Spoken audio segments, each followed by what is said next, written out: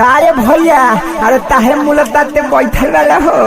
अरे का हम बताए अब मिललो जुललो बंद कर देले बिया ते हो। अरे उहे हले भात मल दे अले उहे तलिता बनावे ना।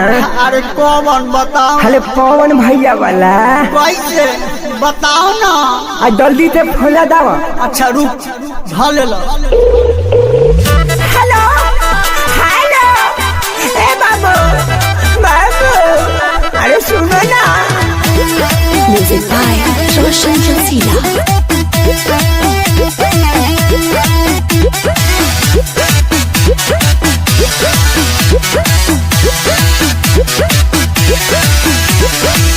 कहे मिला जुला बंद कलुए हसीना कहे मिला जुला बंद कलुए हसीना याद में तो हरा बेचिले पुदीना याद में तो हरा बेचिले पुदीना।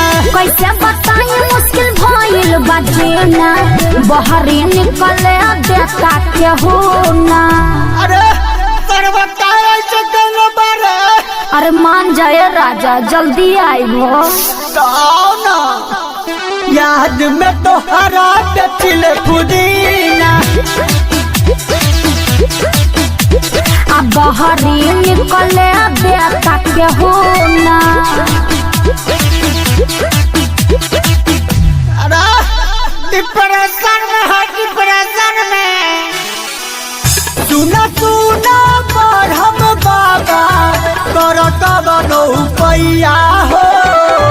सुना सुना पर हम बाबा करत बनो पैया हो।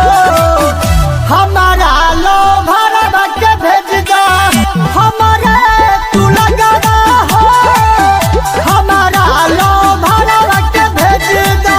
तो तातल भैया भैया अरे ओकर भाईबा दुआरे पर पहरा न देता रे। तोला ना थलवा तो उठाते ले पानी सरवा मार दिया रे करो ना ले बाबा।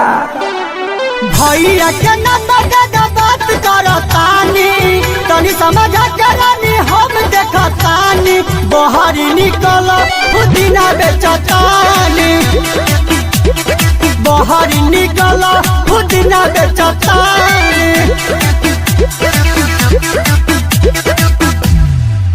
अरे सखी कोनो उपाय करहो मजनवा पगलाइल बा।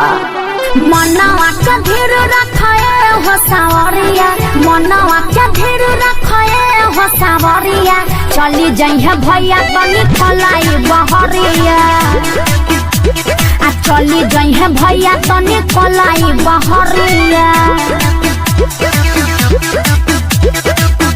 अरे कैसे मन के मनाई रे एक सप्ताह हो गइल बा मिलन।